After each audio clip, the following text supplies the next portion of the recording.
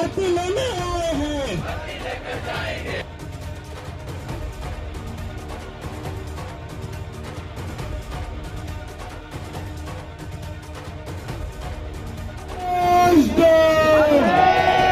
इसी के बाद डीएलएड सिर्फ इसलिए किया था ताकि जल्दी हम लोग को रोजगार मिल सके सर। उत्तर प्रदेश की बेरोजगार जवानी एक बार फिर से प्रयागराज में दस्तक दे रही है और पूरे उत्तर प्रदेश के एक एक कोने से बेरोजगार नौजवान प्रयागराज में अपनी उपस्थिति दर्ज करवा रहे हैं। नमस्कार, स्वागत है आप सभी का इस वीडियो में, जिसमें हम बात करेंगे उत्तर प्रदेश की नई शिक्षक भर्ती प्रक्रिया की, जो प्रारंभ होने से पहले ही समाप्त हो गई। और इसी बात को लेके एक बार फिर से जुटान है उत्तर प्रदेश में बेरोजगारों का। ये जुटान है उत्तर प्रदेश के प्रयागराज में, जहां पर आधी रात से ही अभ्यर्थी जुटने लगे और संख्या धीरे धीरे बढ़ने लगी। तो आज इस वीडियो को पूरा देखिए और मैं आपके सारे डाउट्स को क्लियर कर दूंगा। साथ ही आप खुद तय कर पाएंगे कि इसके उपरांत आपको क्या करना चाहिए। और यदि आप शिक्षक भर्ती के अभ्यर्थी हैं, यदि आप डीएलएड पास आउट हैं, यदि आप यूपी टेट पास आउट हैं, सीटेट पास आउट हैं, तब तो थोड़ा समय अवश्य निकालिए, क्योंकि यह वीडियो आपके लिए बहुत ही महत्वपूर्ण है। तो शुरू करते हैं। प्रयागराज में एक बार फिर से शिक्षक भर्ती के नौजवान इकट्ठा होने लगे हैं। उत्तर प्रदेश शिक्षा सेवा चयन आयोग के सामने अभ्यर्थियों का धरना प्रदर्शन जारी है। छात्रों का कहना यह है कि एक बार जब भर्ती प्रक्रिया निकाली गई तो फिर वापस क्यों ली गई। यह नया विवाद 27 मई 2025 को शुरू हुआ। उत्तर प्रदेश गवर्नमेंट के ऑफिशियल हैंडल से एक ट्वीट होता है, जिसमें 1,93,000 शिक्षक भर्ती करने की बात कही गई और फिर उसके कुछ ही क्षण बाद उस ट्वीट को हटा लिया जाता है। जैसे ही ट्वीट आता है तो बेरोजगार अभ्यर्थियों में मानो उत्साह उमंग की लहर दौड़ पड़ती है, क्योंकि ये पिछले 7 साल से, यानी कहिए कि 8 साल से शिक्षक भर्ती का इंतजार कर रहे हैं, नई शिक्षक भर्ती का इंतजार कर रहे थे। इन्हें लगा चलो अब तो कुछ तो कष्ट दूर होंगे, कम से कम इतना अवसर तो मिल ही जाएगा कि हम कितने पानी में ये तो परख ही लेंगे कि हमने क्या पढ़ा है और क्या हम सिलेक्ट होने के काबिल हैं भी या नहीं। लेकिन उत्तर प्रदेश शासन ने इस शिक्षक भर्ती के पोस्ट को ही सोशल मीडिया हैंडल से डिलीट कर दिया और इसके बाद से मानो अभ्यर्थियों का सोया हुआ आक्रोश फिर से जाग उठा। और जैसे ही उत्तर प्रदेश शासन ने इस ट्वीट को डिलीट किया, प्रयागराज में शिक्षक भर्ती के अभ्यर्थी फिर से जुटने लगे।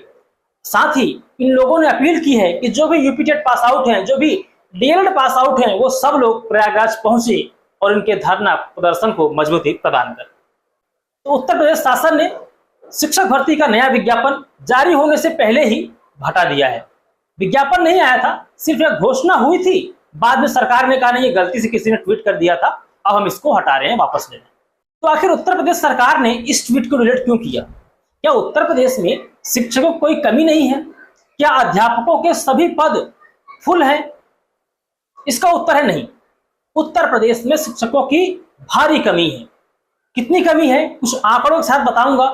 यहां जो आंकड़े मैं कहने जा रहा हूं, ये आंकड़े विभिन्न अखबारों से लिए गए हैं। ये किसी सोशल मीडिया पोस्ट या किसी व्हाट्सएप या फेसबुक या ज्ञान का हिस्सा नहीं है, तो सावधान रहिए। 6 फरवरी 2024 को टाइम्स ऑफ इंडिया ने छापा, उत्तर प्रदेश में अपर प्राइमरी यानी कि मिडिल स्कूल में 72,000 से ज्यादा शिक्षकों के पद खाली हैं। 17 दिसंबर 2024 को विधानसभा में बेसिक शिक्षा मंत्री संदीप सिंह ने माना कि उत्तर प्रदेश में 45,000 प्राइमरी शिक्षकों के पद खाली हैं।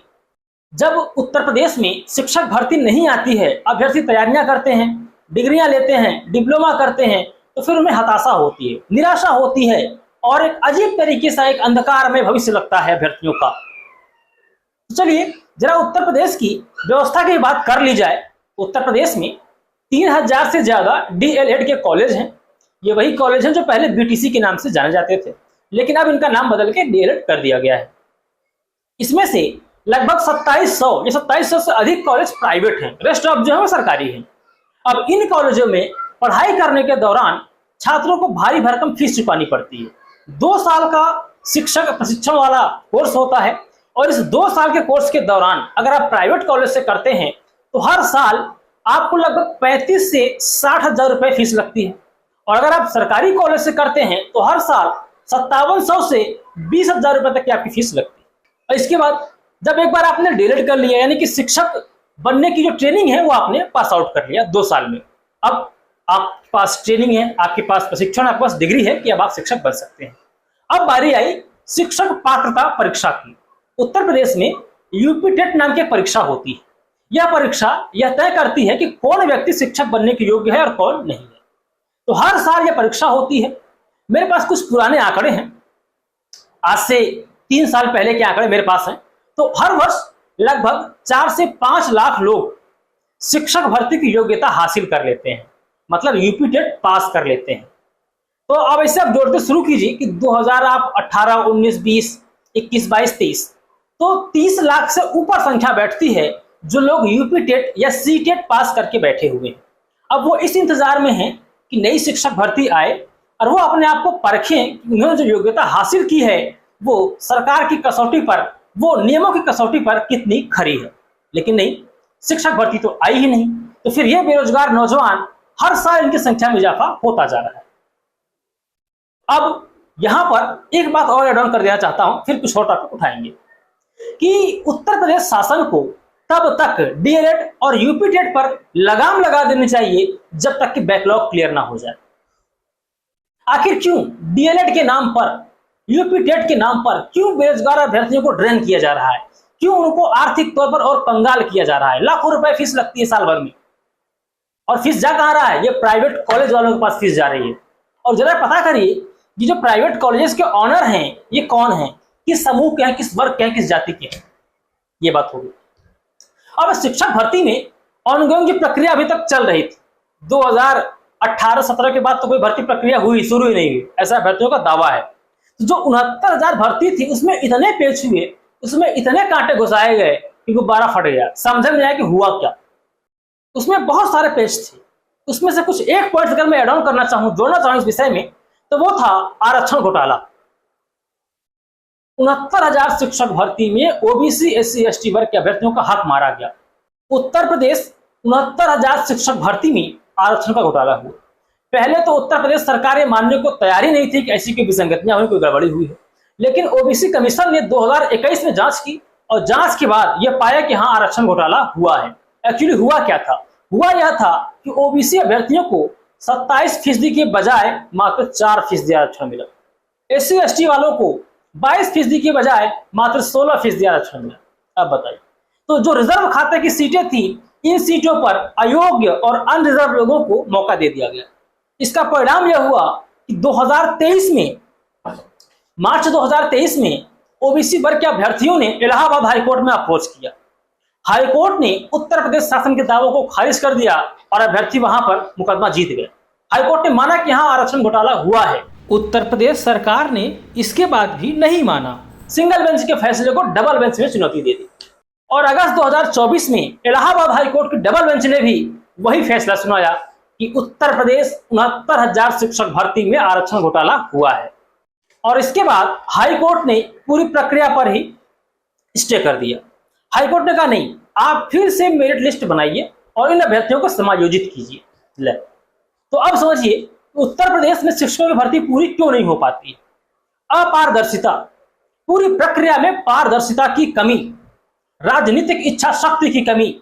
ऐसा नहीं है कि भर्ती प्रक्रिया पूरी हो नहीं सकती है, ये भर्तियां की नहीं जा सकती है, बिल्कुल की जा सकती हैं। तो ये पूरा मामला है, हाई कोर्ट से आदेश है, सुप्रीम कोर्ट में कई सारे केसेस चल रहे हैं। बावजूद इसके उत्तर प्रदेश में शिक्षक भर्ती लटकी अटकी भटकी हुई है।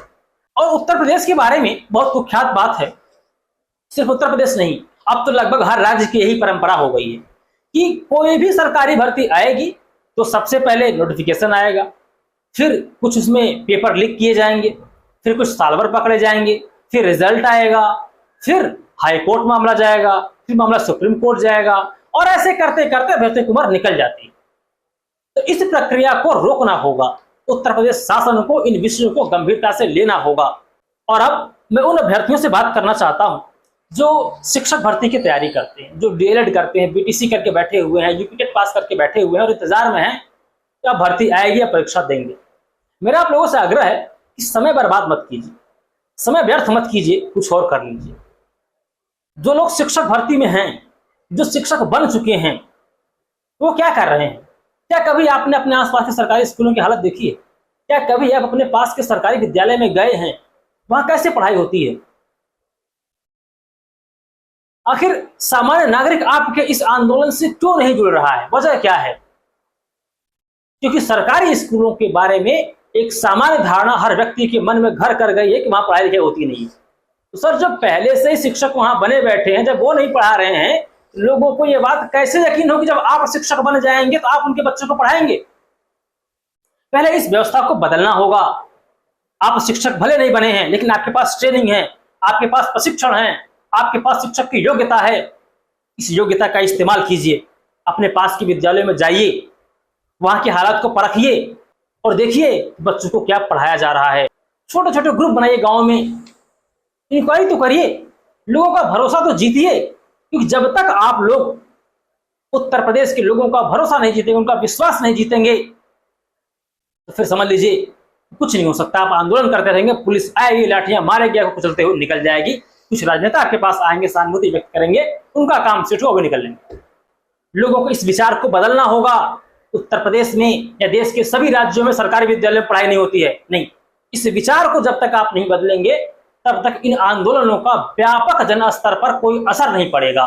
तब तक इन आंदोलनों में सामान्य मानवीय नहीं जुड़ेगा। मैं बैंक वालों का एग्जांपल देना चाहता हूं। सरकारी बैंकों के लोग लगातार यह मांग करते हैं कि 5 डेज बैंकिंग, 5 डेज बैंकिंग। इनकी बात कोई क्यों नहीं सुन रहा है? क्योंकि सामान्य नागरिक के मन में यह बात स्थापित है कि सरकारी बैंकों में कोई काम ही नहीं होता है, वहां सब निकम्मे भरे पड़े हैं। उनके पास आप जाएंगे तो आपके साथ सही व्यवहार नहीं करते हैं, वो आपको कस्टमर मानते ही नहीं है, वो खुद को मालिक मान लेते हैं आपका। तो इस व्यवस्था से निकलना है, अगर इस तस्वीर को बदलना है, तो हम सबको सामूहिक प्रयास करने होंगे। पब्लिक के बीच जाना होगा, लोगों को यह बात बतानी होगी कि हर शिक्षक निकम्मा नहीं है, कुछ एग्जाम्पल सेट करने पड़ेंगे। मैं अपना बताऊं, मैं इलाहाबाद में अपने गांव में मैं सरकारी विद्यालय में जाता हूं। मैं जाके वहां के अध्यापकों से मिलता हूं, बच्चों से मिलता हूं और जानने का प्रयास करता हूं कि हमारे गांव के विद्यालय में कैसी पढ़ाई हो रही है। अपने गांव के प्रधान को फोन कीजिए, सेक्रेटरी को फोन कीजिए, उनको लेके जाइए, गांव के चारों लोगों को लेके जाइए विद्यालयों में। इससे विद्यालयों की तस्वीर बदलेगी, तकदीर बदलेगी। और जब लोगों का भरोसा एक बार आपके ऊपर कायम हो गया सरकारी शिक्षा व्यवस्था पर, तो यही सरकारें हैं ये स्वयं शिक्षक भर्तियां करवाएंगी और फिर उनके पास पलटी मारने का, बहानेबाजी कोई अवसर नहीं होगा। मुझे लगता है मैंने अपनी बात कह दी है। आपको यह वीडियो कैसा लगा अवश्य बताएं। शिक्षक भर्ती से जुड़े कोई और जानकारी अगर मुझसे आप शेयर करना चाहते हैं तो कमेंट करें, मैं आपके कमेंट्स को अवश्य पढ़ता हूं। फिलहाल के लिए इतना ही, नमस्कार।